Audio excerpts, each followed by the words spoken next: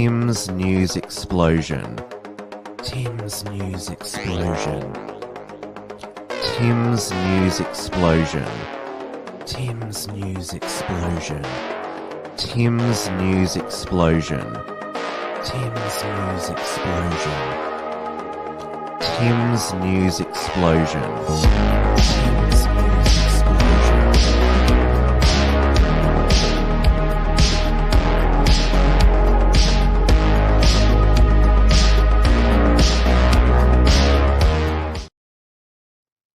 Hello, everybody, and welcome to this week's Tim's News Explosion. Tonight is Monday, the 24th of January, 2022. It is Australia Day Eve. We are live as we aim to be every week on the Wilms Front YouTube and DLive channels, as well as the interactive entropy software, which I've put the link into the live chats. Hello to all my regulars there. It is 8:30 p.m. here in Melbourne, Victoria, where I survived another weekend in Eastern Australia's Omicron post-apocalyptic wasteland. I've got a photo of me from this Saturday, venturing outside from my self-imposed lockdown to find scraps of food to feed myself, tripping over dead bodies. I've got my gas mask on to try and avoid the rays coming from the huge Omicron balls. I mean, they could go and come and zap me again. I managed to managed to feed myself. I had to settle for some vegan food because that's all that's left in our empty supermarket. So, well, this is what the people of Western Australia are being told is the current reality over east by their Premier, Mark McGowan, which is why they need to continue their isolated existence because of our Omicron disaster here, even though Omicron has already arrived in Western Australia. We had yesterday Mark McGowan's new health minister, Amber Jane Sanderson. She claimed that we are all living like there is a lockdown. We have in all but name lockdowns over east. It's essentially lockdown by default. We have significant absenteeism potentially from schools. When we include all of those other factors as well, the logic falls on deferring that date. It falls on slowing that down. And now Dan Andrews, the lockdown king, was asked about this claim today, and this was his response.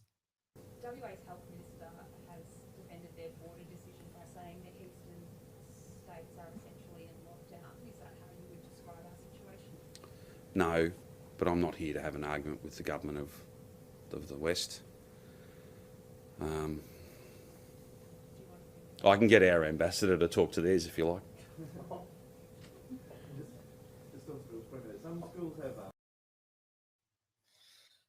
Yes, when even Dan is mocking your hermit kingdom, then you know that you really are the biggest McClown in the land. I think maybe Dan's probably just pleased he's no longer considered Australia's craziest COVID leader. I mean, Michael Gunner was gunning for that title with his rounding up of close contacts to put in the Howard Springs quarantine camp and calling even vaccinated people anti-vaxxers. But it's definitely Mark McGowan now, basically being a North Korean style dictator in creating a false reality about what's happening over east to his populace, who still seem to be eating up and believing his every word. I assume that people over west have a TV and can see the crowds at the Australian Open tennis in Melbourne Park, which is clear evidence that the people of Melbourne are out enjoying themselves.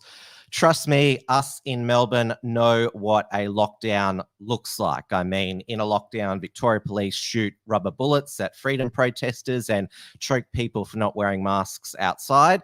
I mean, there was another freedom rally in Melbourne on Saturday afternoon as part of the latest worldwide rally for freedom. It was peaceful because Victoria Police let them be because there is no lockdown. Here in Victoria, Dan is instead focusing on the booster program. Sorry, the third jab, as he calls it now. He says he's waiting on advice from Atagi to basically say that the COVID vaccines are a 3-dose schedule so we can mandate them and deny access to the vaccinated economy for those who haven't had 3 jabs. He said today, Dan, he's prepared to go street to street to make sure that people are jabbed for a third time. And he's, well, I guess he's promising some golden gay times for people who get their 3rd dose. This was on his Facebook. He said, get boosted, stay golden, get your 3rd dose and get one of these. So apparently the 3rd dose, it's a gay time. Now, at the Australian Open, although the enthusiastic crowds are making for some interesting spectacles, it is not all cheers and jeers there. Following the Novak Djokovic saga, which ended in his eventual deportation by the federal government, Tennis Australia security guards, they this week ejected 2 Chinese, well, I shouldn't say Chinese human rights activists, but human rights activists for wanting to enter the Australian Open and wear his Peng Shui t-shirts. She is, of course, the Chinese tennis star who has disappeared after accusing former CCP Vice Premier Zhang Goli, who is one of the nominees for the Unshackled Degenerate of the year. She accused him of sexually assaulting her, and now she has disappeared, though the accounts of her on Chinese social media say, yes, I'm very well and I've withdrawn the allegations. I'm having a great time. Yes, of course, we definitely believe that is her posting that. Now, Tennis Australia have defended their censorship of these shirts, claiming they are political statements, even though they are showing solidarity with a sexual assault victim. This could be the real reason why the shirts are banned, because of sponsorships, and also because, well, the international tennis bodies, not just Tennis Australia, want to show the tennis in China. It's like the same with the NBA over in the US, who are very timid when it comes to saying anything about whether it be Chinese disappearing of not just Peng Xing, but other whistleblowers, imprisoning of foreign journalists, or the Uyghur concentration camps. So, yes, this is not good PR, or continued good PR for Tennis Australia. And of course, it snowballed from here. One of the activists who tried to get into the Australian Open with the wears Peng Shui shirts is a candidate for Drew Pavlu's Democratic Alliance at the upcoming federal election. And so the party has started a fundraiser to get 1,000 Wears Peng Shui t-shirts printed. It exceeded its fundraising goal of $10,000, and they're going to be giving them all out outside their Australian open, and the intention is probably maybe during one of the finals, a whole bunch of people will suddenly take off whatever jackets they have on and display the Wears Peng Shui shirts for the whole broadcast world to see there, which would obviously be very embarrassing and would make the Chinese communists very angry. Obviously, they have another propaganda exercise coming up with the Beijing Winter Olympics next month. There is already a diplomatic boycott taking place, where Australia, the US, UK, European Union nations will not send diplomats to the Beijing Winter Olympics. The athletes, well, there's obviously moral pressure on them to boycott, but also they've been warned that if you say anything against the CCP, you could be imprisoned while you're participating in the Olympics. Take a burner phone because your phones are likely to be hacked by the CCP. We had the CCP hijack Scott Morrison's WeChat account overnight. It's been turned into basically a CCP propaganda outfit. Scott Morrison has a WeChat account to communicate with Chinese Australian voters, because a lot of them use it to communicate with Chinese family members back home. Though Anthony Albanese, his a WeChat account hasn't been interfered with at all. So I think it's safe to assume who the CCP would like to be Prime Minister after the next federal election there. We know that many Labor luminaries are CCP sycophants, such as former Prime Minister Paul Keating, former New South Wales Labor Premier Bob Carr, Christina Keneally. She has been photographed just recently with the CCP United Front groups in Australia.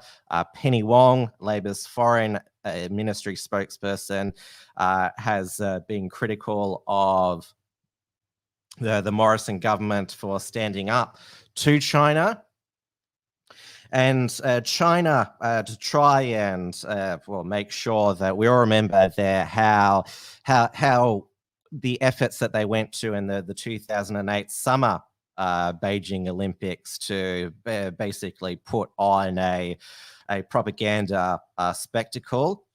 But they are still pursuing a COVID zero policy. They've locked down countless cities, including Beijing, to try and stamp out Omicron, which you can't eliminate Omicron. Even the WA health minister said that in her press conference, but she's still going to keep the borders shut. So not even the CCP killing the hamsters has stopped the spread of Omicron. They basically, when they lock down a city, they force test all the residents of those cities multiple times, and they've even brought back the anal swabs that they were infamous for last year. That's how still desperate they are. Though the chief executive of Hong Kong, Carrie Lam, she the Omicron cases just exploding in Hong Kong. So she said now that we're not going to be pursuing COVID zero, we're going to be pursuing dynamic zero, sort of similar to, I guess, the Western Australian COVID policy, though they are not killing the hamsters and anal swabbing their residents yet, although we know that Mark McGowan is just as close, even closer to the CCP than Belton Road Dan was. Now, obviously, last year, given the growing concerns that China under Xi Jinping could annex Taiwan, the AUKUS alliance was born between Australia, the UK, and the US, which included Australia buying US nuclear submarine technology, which pissed off Emmanuel Macron. And as we've seen, he likes to be the pisser-offerer rather than be pissed off on. But although most of the geopolitical commentary is about will or won't China annex Taiwan in the next year, there has been another East-West cold conflict or Cold War, second Cold War, that could be turning hot, and that is that Russia could annex more provinces of Ukraine. Obviously, they annexed Crimea in 2014, but there is 100,000 Russian troops on the Ukrainian border. And Ukraine, they are deploying their own army towards the border there.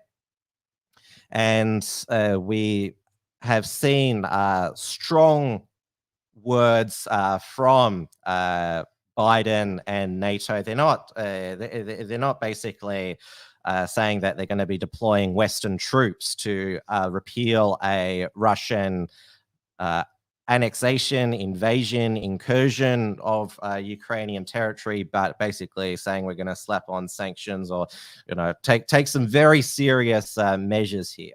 Now, the reason why this brewing second Cold War between Russia and the West, the reason why it has brewed is because of NATO, the North Atlantic Treaty Organization, which was originally set up to counter the Soviet Union in the Cold War. It's expanded eastward to take in a lot of the former Soviet satellite countries in the east, such as Poland. And Russia, under Vladimir Putin, they view that as a threat to their sphere of influence. And of course, what complicates this is that Russia supplies a lot of Europe's gas, especially during winter. Germany is particularly vulnerable to energy shortages, and in the UK, their next crisis since they've decided to end their COVID crisis is soaring energy bills, and a potential Ukraine-Russia conflict, which could turn off the gas to Europe, would see their energy bills soaring high. The potential Russia-Ukraine conflict was a point of discussion in the latest AUKMIN talks. We had the new UK Foreign Secretary Liz Truss meet with our Foreign Minister Maurice Payne.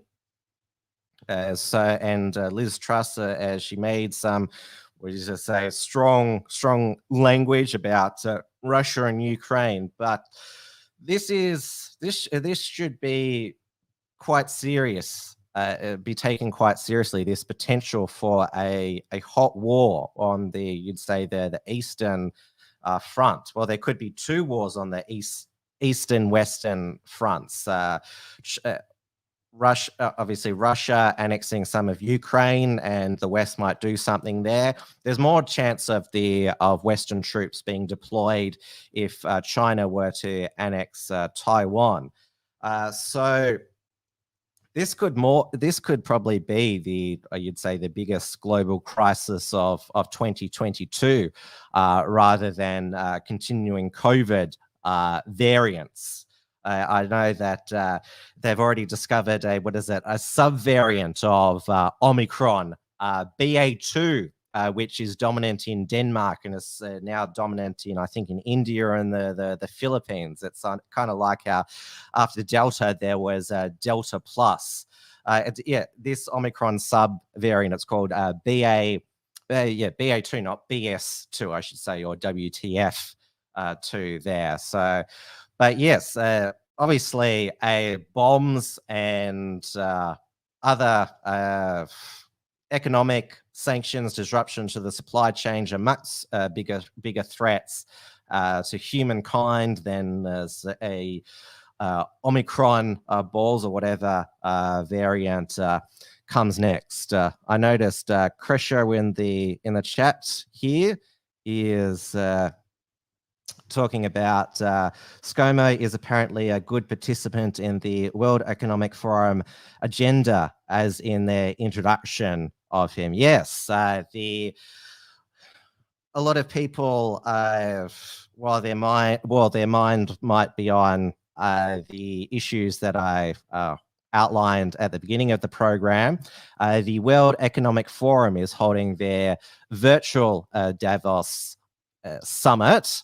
It's a virtual Davos lair this year in the metaverse, and all the world leaders, they're good little lapdogs, and give a speech to the World Economic Forum. And yes, this is Scott Morrison getting a pat on the head from the World Economic Forum for speaking at Davos.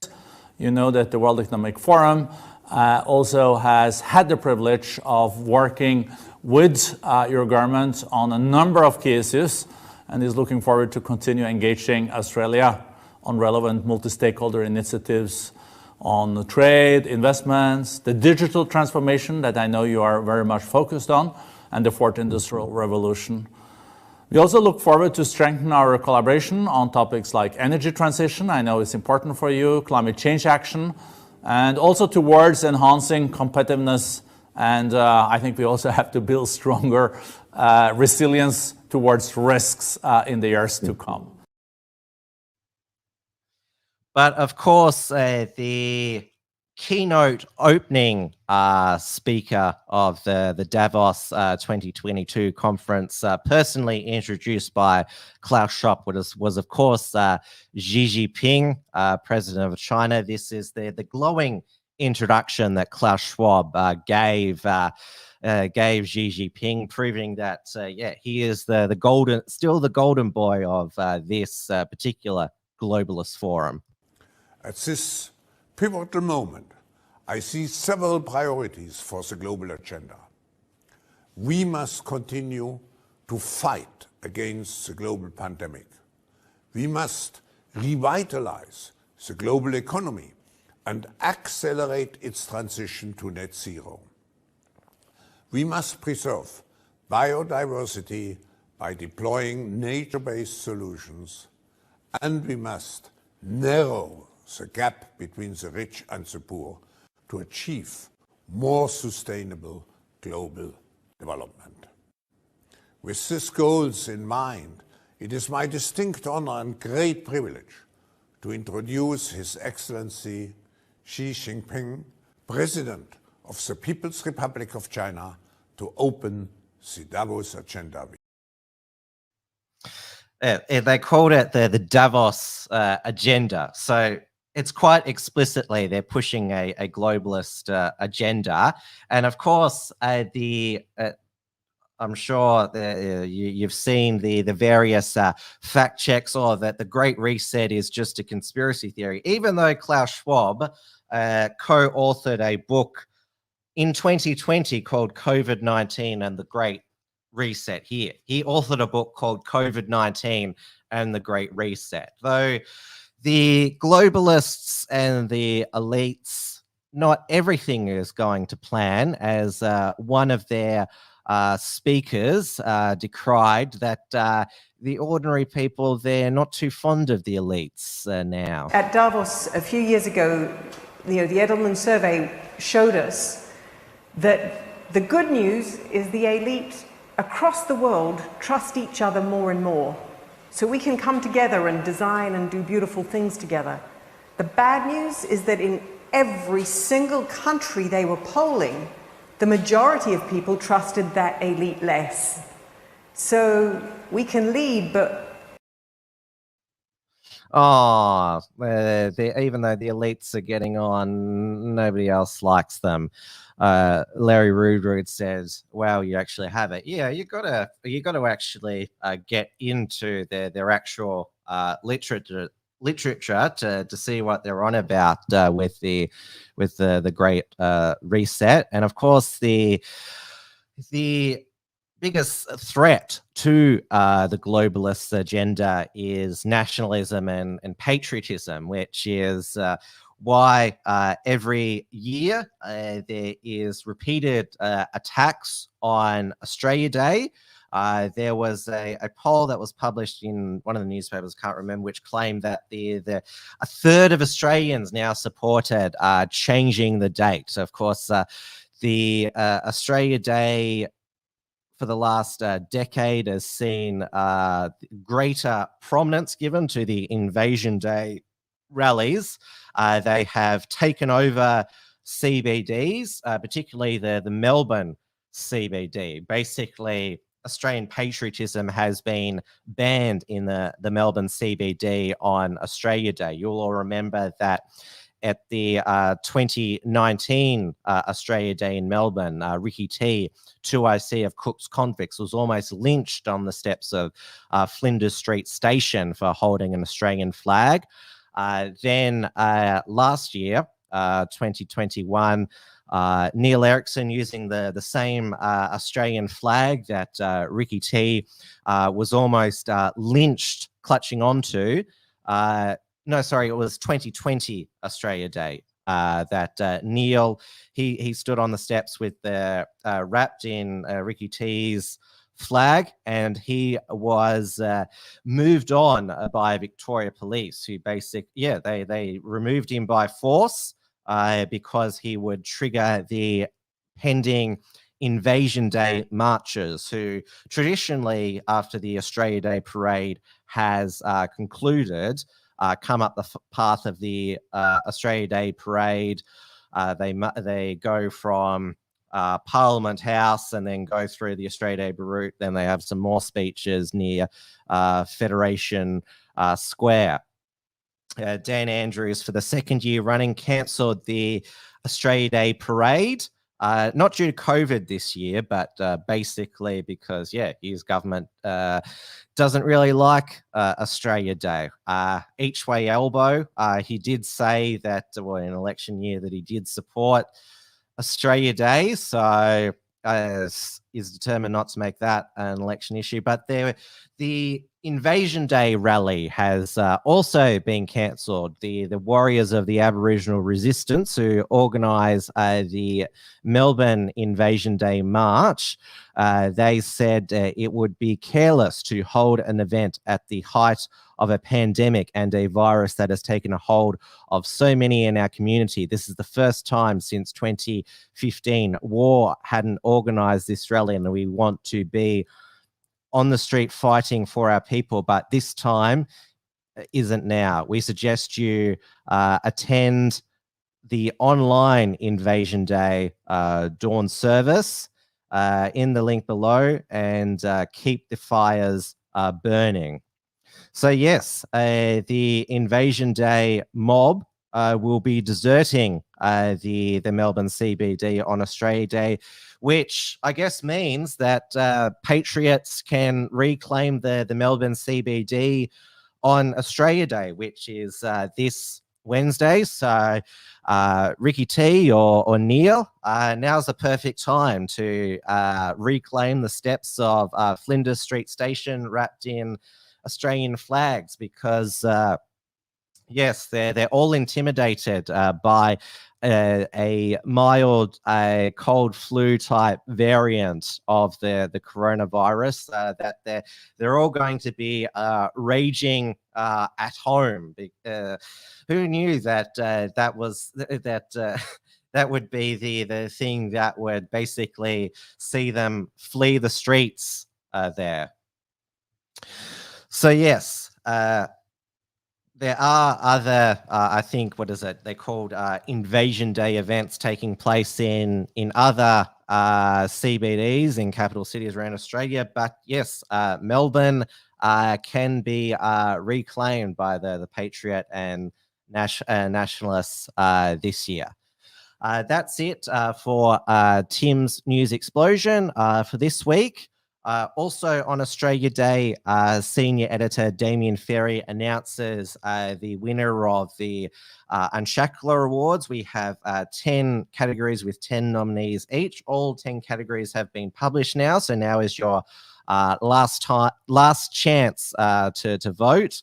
The 10 categories are the Australian Regressive, the Australian Unshackler, International Unshackler, the Cis White Male of the Year, the Cuck of the Year, Triggered Feminist of the Year, Culture Warrior of the Year, Degenerate of the Year, International Media Personality of the Year, and also Fake News Outlet of the Year. So make sure that you go to the unshackled.net and vote in the Unshackler Awards. I'll be back later in the week, Thursday evening, with another Wilms Front, 8:30 p.m. Melbourne time on the Wilms Front channel. Then on Friday, Trad Tasman Talk, 6 p.m. Melbourne time on the Unshackled YouTube channel. I will, obviously tonight we focused on how Western Australia is, well, attempting to stare down its inevitable Omicron outbreak. Over in New Zealand, Jacinda Ardern, she's moved all of New Zealand to the red traffic light of their COVID protection framework, which is not a lockdown, but there's a lot of restrictions on gathering and really confusing rules depending on whether you're vaxxed or unvaxxed. And because the trigger for the Omicron wave in New Zealand was a wedding, Jacinda Ardern, to show solidarity with the New Zealand people, has cancelled her own wedding to your fiance Clark Gayford. So yeah, she's making a personal sacrifice, which, has pleased her fans in Australia, such as Lisa Wilkinson on the project and Jane Caro. That means that people like Lord, they came back to New Zealand, stayed in their managed hotel quarantine for nothing. I mean, Lord could be making some money from some concerts overseas, but yeah, she's come back to New Zealand for nothing. Not that, I feel that sorry for Lord. All right, everyone, take care, stay safe and stay sane. Kreshko, weddings are a no-no. Well, you can have a wedding with a max 100 people jabbed and 25 people unjabbed. So yeah, 25 people orgies, that's unjabbed. So a 25 pure blood people orgies you can have, but it's a maximum of 100 vaxxed orgies there. So hope I made that clear there. All right. Good night, everybody. Stay safe and stay sane. Also, try to stay cool, because the summer heat wave here, it's very intense in Melbourne. It's been 30 degrees the last few days, and it's going to be tomorrow. So drink plenty of water and make sure to stay cool. Good night, everybody. Tim's News Explosion. Tim's News Explosion. Tim's News Explosion. Tim's News Explosion. Tim's News Explosion. Tim's News Explosion. Tim's News Explosion. Tim's News Explosion.